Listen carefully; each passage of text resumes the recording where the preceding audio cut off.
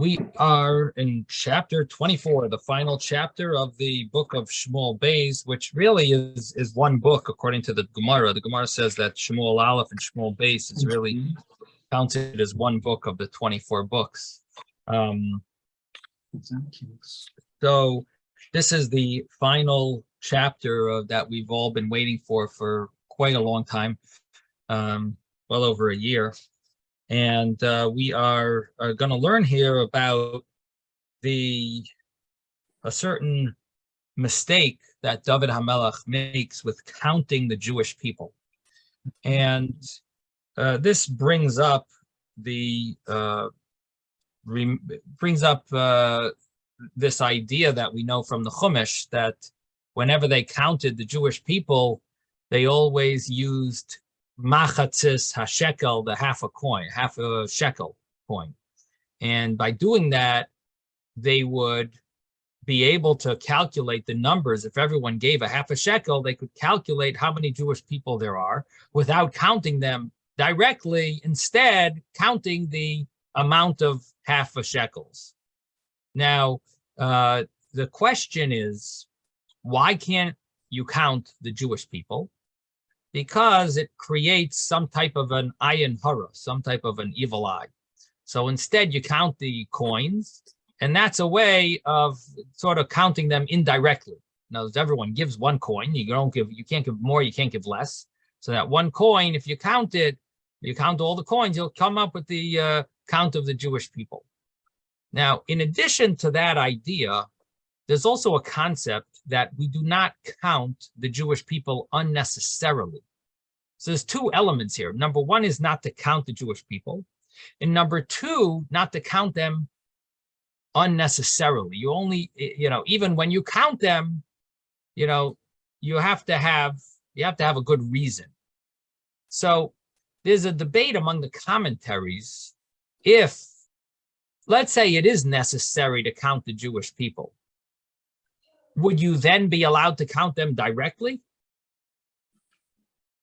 Or even when you have a necessity to count the Jewish people, even then, you really cannot count them directly. You still have to use coins. So this is a somewhat of a debate. In other words, are these two excuses when you can count the Jewish people? Either use coins or you have a necessity to count them. That's one way of looking at it. The other way of looking at it is that you need to have both, that both of these qualifications have to apply. You need both. You need, number one, that there has to be a necessity to count the Jewish people. And number two, you need there to be an indirect way of counting them. And now we're going to jump right into the chapter. And let's begin with verse 1 in chapter 24. The anger of Hashem again flared against Israel. So here, just starting from this verse, we didn't even finish the verse, we're mentioning about the anger of Hashem and that it flared again against Israel. So this is the second anger of Hashem.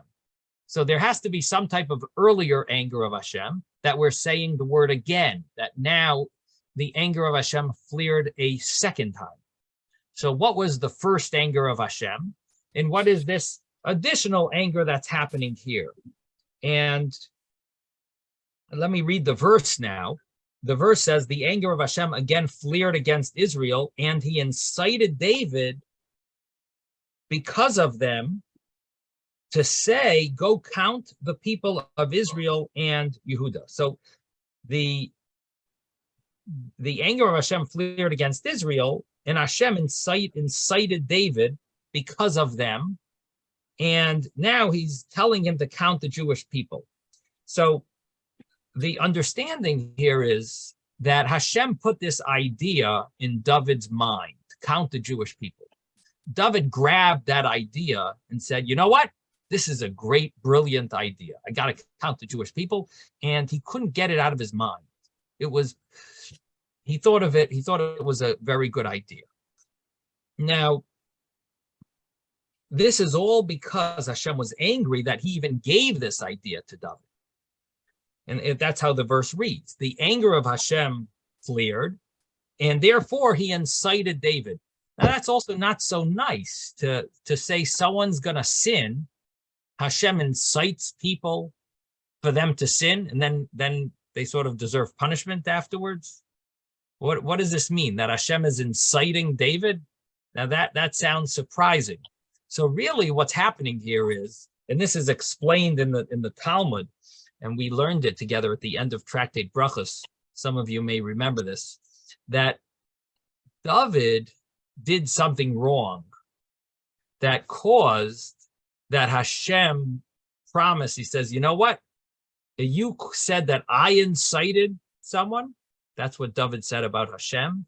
So Hashem says to David, you called me someone who incites. I am going to now incite you, and we'll see if you can control yourself from sinning. So the concept here of inciting someone to sin, it doesn't mean that Hashem forces them to sin. It means normally, under normal circumstances, Hashem protects us from sins, even though we're almost about to do them. And we do have free choice, but a lot of times our free choice, we're going to make the wrong choice. But Hashem protects us anyway. And the reason he protects us is because we have a certain protection that Hashem, it says, if not that Hashem helps us, we wouldn't be able to win over the evil inclination. In other words, the evil inclination has a strong, often is quite persuasive. He's got a strong point to him. He's got an element, very convincing side to him. And we have to be very strong ourselves. At the same time, we also have Hashem helping us as well and protecting us. And here, Hashem did not give his regular protection to David. Instead, he incited him to sin, and David ended up making this mistake and counting the Jewish people. Now, what sin caused Hashem's anger that awakened this whole thing? So again, David deserved to be incited, as I mentioned. David did something wrong. But our verse tells us that Hashem was angry, and that caused him to finally make this whole arrangement of inciting David. In other words, David's was supposed to be incited at some point, but only because Hashem's anger is now in a revealed state. That's what's causing that Hashem is going to now take advantage of, that anger and say, you know what, I'm angry. Now I'm going to use that I'm going to incite David, as I once said, and as I was angry at David. So we've got a few things I've got to clarify, and I know it's quite confusing. There's the earlier anger, there's the later anger. That second anger is what causes Hashem to incite David to do this count of the Jewish people, which he's not really supposed to do. He's not supposed to do this count. And we need to understand, and I didn't clarify, what exactly did David say earlier that made Hashem want to incite him at this point? What was the story earlier? So the story that happened with David, and that was what we learned in the Gemara Brachos in the morning class, was that David told Shaul, David said to Shaul, he says, if it is Hashem that has incited you against me. Now, what he meant to say was that it's not your fault that you want to kill me. David meant well. He wanted to tell Shaul, you have this idea in your mind to kill me, but it's coming, Hashem somehow has incited you to kill me, and it's not really the real you. You aren't the one who really wants to kill me. Somehow Hashem has made you a little chemically imbalanced, and somehow are convinced that you have to kill me, and as if I'm doing something wrong to you or something like that. And so Hashem has insight. Now, he used those words. Now, if you or me used those words, I don't know if we would get punished. But David HaMelech, on his level, to say such words about Hashem, that Hashem has incited you. Now you have to understand, he said a very nice thing to Shaul. He's telling Shaul, it's not you that really wants to kill me. I know it's not you. It's really somehow Hashem has incited you. So he's really saying something very nice to Shaul. But the wording that he's using is disrespectful to Hashem on his level. That Hashem has incited you. So he's trying to minimize the anger he should have against Shaul and saying that it's Hashem who's sort of making you to be angry at me. But can you use such words about Hashem? So Hashem said, are you suspecting me of inciting Shaul against you? Are you making this claim against me, calling me a name, someone who incites people against you? By your life, I am going to actually incite you to do a sin, and we'll see if you transgress or not. Now, and I will incite you about something even school children know better. They know not to count the Jewish people. Now, the anger of Hashem that we're talking about here, we said is a second anger that happened, and the earlier anger is, the commentaries explain a few options of what was this again. So the earlier anger was either the fact that many people joined Avshalom's rebellion, and Hashem was angry at them for joining Avshalom instead of sticking with David. Additionally, along the same lines, is another interpretation that Hashem is angry that they joined.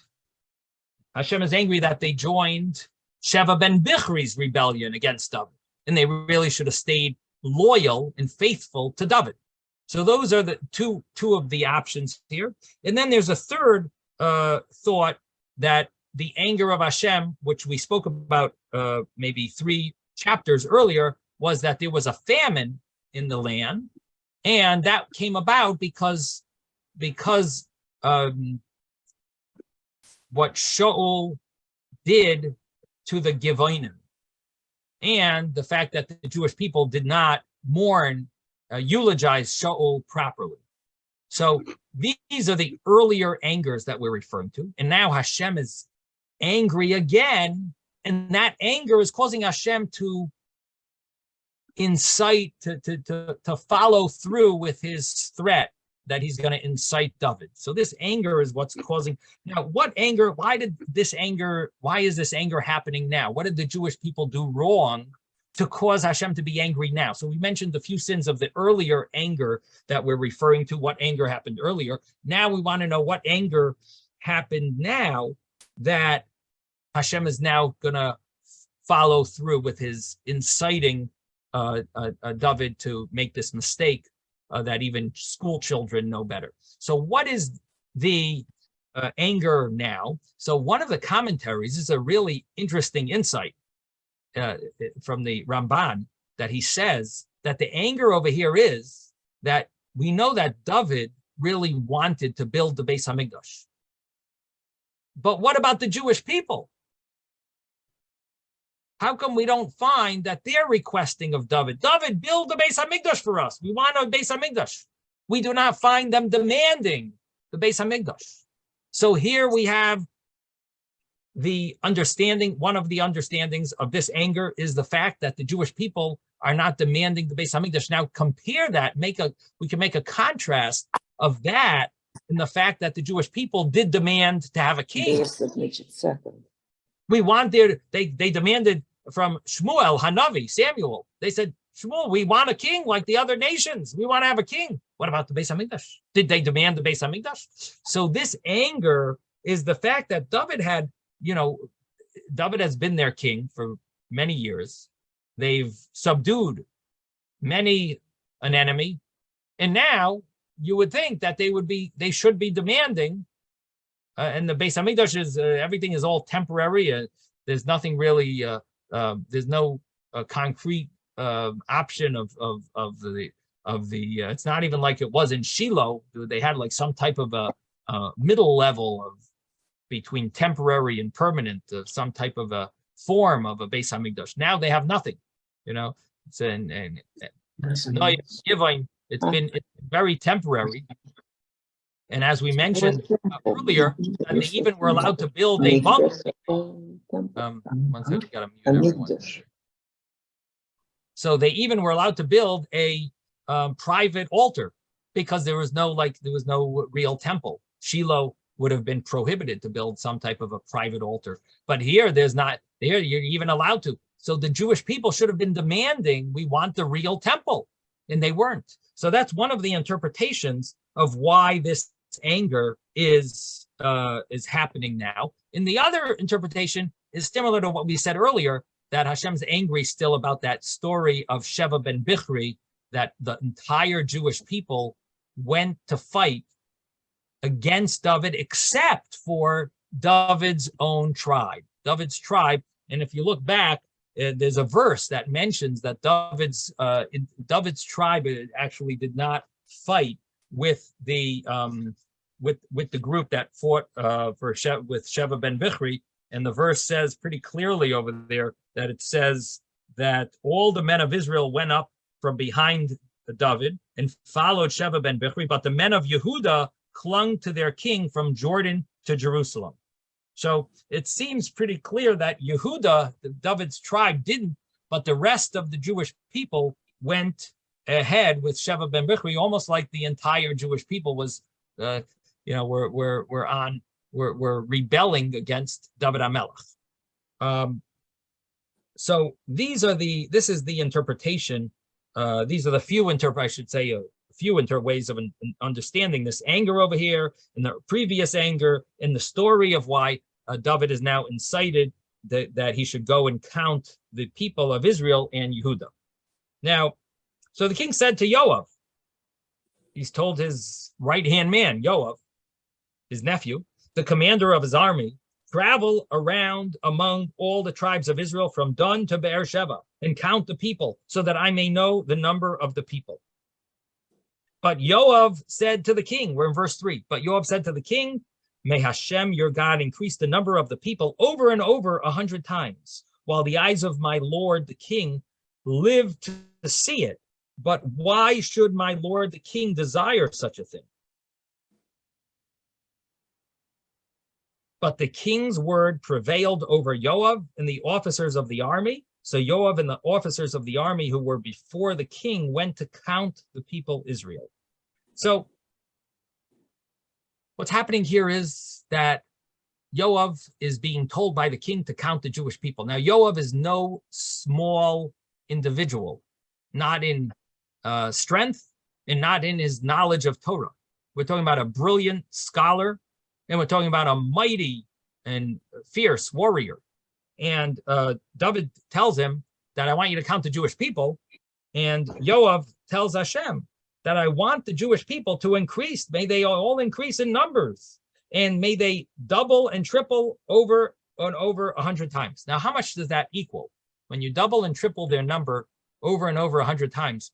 So all I can tell you is that there used to be a joke when we were younger that if you tell someone, give me $1 doubled every day.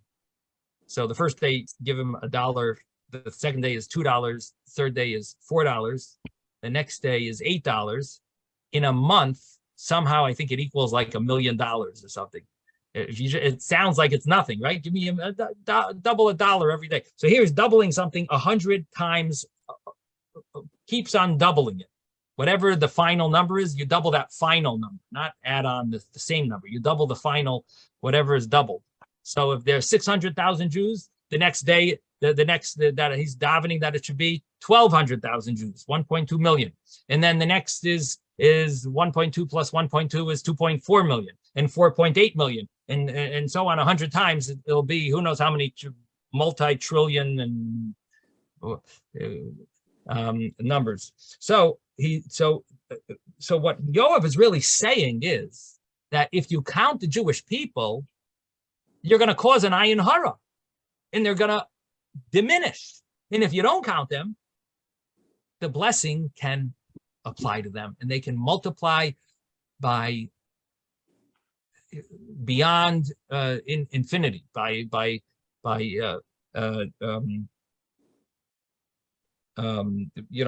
crazy numbers. And And so Yoav is trying to tell the king this is not allowed. And by you counting the Jewish people, it's going to cause some type of a plague or something to affect them.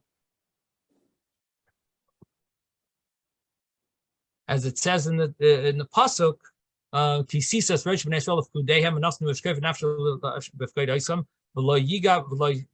negef.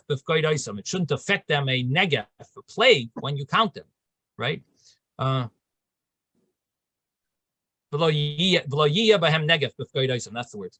There shouldn't be any plague when you count them. That this could cause some type of a plague by counting them. You're going to diminish their numbers. It would be great if there are, if their numbers are multiplied multiple times. So why do you want to count them? So he's trying to tell the king that this is not allowed. But the king's word prevailed, and so Yoav went and he did what the king said. Now, David is telling Yoav to count them. Is he counting them with a half a shekel, or is he counting them directly? So this goes back to what I started this conversation with, this discussion of this counting. And obviously we know that this is a count that's considered a sin. Hashem is inciting David to do this. But let's just think about the wording here. It doesn't say clearly how he's counting. So is he counting them with a coin?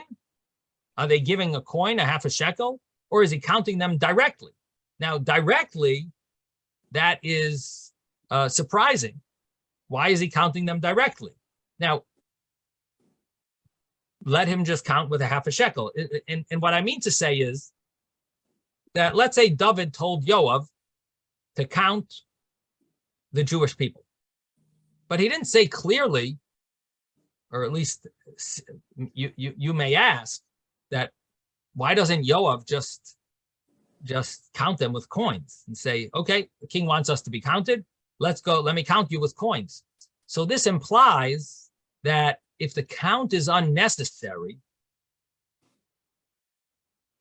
then even with coins, you're not supposed to count them.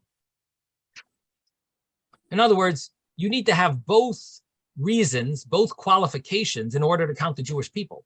There has to be a necessity to count them, and you have to do it with coins. And according to the Ramban, there is such an understanding here that, yeah, of course Yoav tried to do it with coins. Of course, he's not going to count them directly. But even if you do it with coins, it's not enough. So that would be one way of understanding this, that Yoav, of course, did it with coins. There's no question. Of course, he counted them indirectly. Everyone knows you can't count them. But even the other thing, the fact that you're not supposed to count them unnecessarily, that's also something that school children know. And by you counting them, it's a sin. You shouldn't do this. And so that is one of the understandings here. Yes, Ben. But I think a king should have the right to count the people because he needs to know what the strength of the nation is. So that is broad. That is one of the discussions here is, what was David really thinking? Why did David really want the Jewish people to be counted? So one of the understandings is that David is relying on the strength of the people. But that's not the way a Jewish army works. That's not the way we win our wars.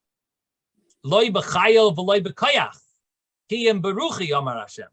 Right? Ela v'rechav ela basusim v'anachnu b'shem Hashem Elokeinu nazkir. They can go by their rechav, their chariots, and their horses, but we follow by Hashem. So you see that it's not about strength. By a Jewish war, it's all about Hashem. But they still use the military. They still call the people to the fight. They do.